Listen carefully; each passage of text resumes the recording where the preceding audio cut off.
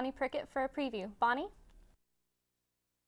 Hi y'all, if you filled out any March Madness brackets, I hope you're doing well.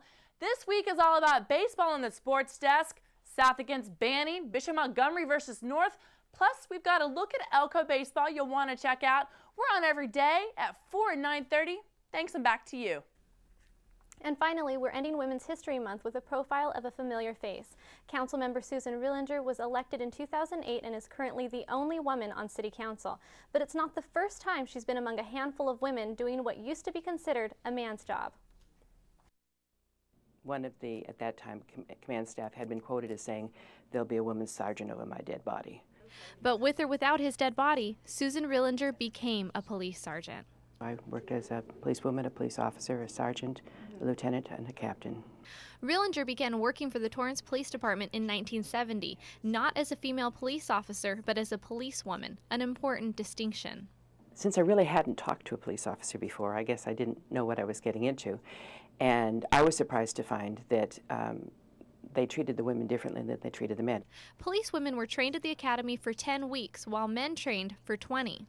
We had the first 10 weeks where you were, treated as a lowlife, and you had to run everywhere. You couldn't walk like a human being. And police women were not allowed to work in the field, which was a prerequisite for promotions.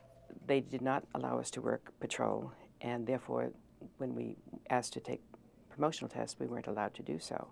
In the early 70s, Rillinger and the handful of other policewomen that did exist filed a class action lawsuit against the city of Torrance for the opportunity to work in the field. The case settled out of court, and the position of police officer became unisex. There was a sergeant's test, so I applied and took the test and came out number 1 on the list. So, of course, then the question is, what do we do with her? Well, we have to promote her.